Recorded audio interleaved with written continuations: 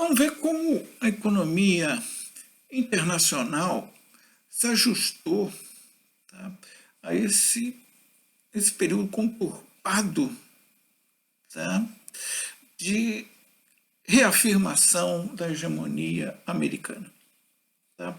Bom, vimos, pelo lado, os países, tá, devedores que tinham uma grande dívida externa em dólar, tá, começaram a ter uma grande dificuldade de pagar esses juros, porque os juros estão cada vez mais altos. Tá? Foram para renegociar com os bancos privados que tinham dado os empréstimos. Isso por quê? Eles queriam, portanto, tá? Quando não se pode pagar uma dívida imediatamente, pede-se para o gerente do banco rolar a dívida, dar uma dívida com mais prazo. Tá? Isso foi o período de renegociação da dívida. Tá? Os bancos internacionais, tá, que são privados, falam o seguinte: foi uma negociação, a história dessa negociação aí está na literatura aí da década de 80, tá?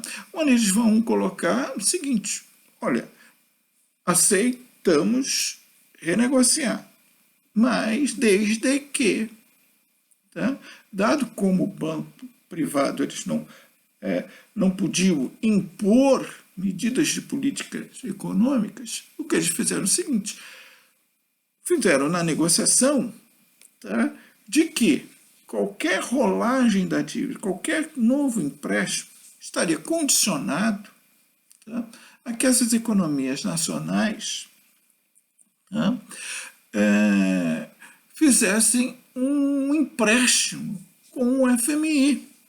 Olha, tá, o papel do FMI era esse, tá, fazer empréstimos de curto prazo, tá, para garantir aí o equilíbrio intertemporal. Quando deu algum problema, o FMI, tá, faria empréstimos.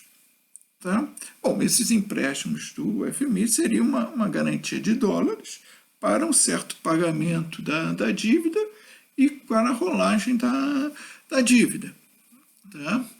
Bom, quer dizer, esse era o papel ideal do FMI, pensado lá em Bretton Woods, em 44. Tá? Bom, o papel real do FMI, tá, chamado uma das organizações de Washington, depois a gente vai ver em outro slide o que foi o consenso de Washington, o consenso das organizações de Washington, tá, foi que os países devedores, inclusive o Brasil, México, foram ao FMI tentar obter empréstimos, tá, para que esses empréstimos fossem uma garantia para rolagem, para renegociação da dívida, para dar mais tempo para o pagamento dessa dívida, mesmo com uma taxa de juros mais alta. Bom, o FMI, tá, vai colocar as chamadas cartas de intenções, tá, com várias condicionalidades. Para o FMI dar empréstimos, tá, ele vai colocar, bom, tá, tem que também tomar algumas medidas de política econômica, porque, tá, a política econômica dessas economias endividadas, que fizeram seu esforço de desenvolvimento, não está de acordo com os parâmetros de uma boa organização da economia. Tá? Bom, e com isso houve várias negociações. Tá? A minha geração de estudante de economia, tá, de professor de economia no meu início de carreira, foi, tá, a geração fora daqui, o FMI. Tá? Por quê? Porque ele impunha um ajuste recessivo. Ele impunha para dar empréstimos que houvesse desvalorização cambial, foram chamadas maxi-desvalorizações cambiais. Tá? Isso também acelerou a inflação brasileira. Tá? Que é importante vocês estudarem. Tá? De uma desvalorização cambial, aumenta os custos de importação, isso é repassado para os preços, a inflação brasileira dá um salto e com a indexação passava a um patamar maior.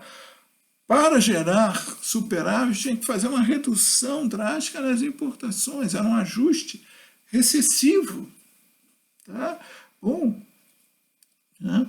O entendimento também de que o governo tem que fazer um ajuste recessivo, um ajuste nas suas contas. Tá? Então, em termos das economias devedoras, tá? Foi um grande período conturbado da década de 80, tá? Que com negociações com o FMI, o Banco Mundial, o governo americano, tá? que depois veio a ser chamado do Consenso de Washington, que as organizações multilaterais, tá? Que estão baseadas em Washington, capital dos Estados Unidos, pensavam.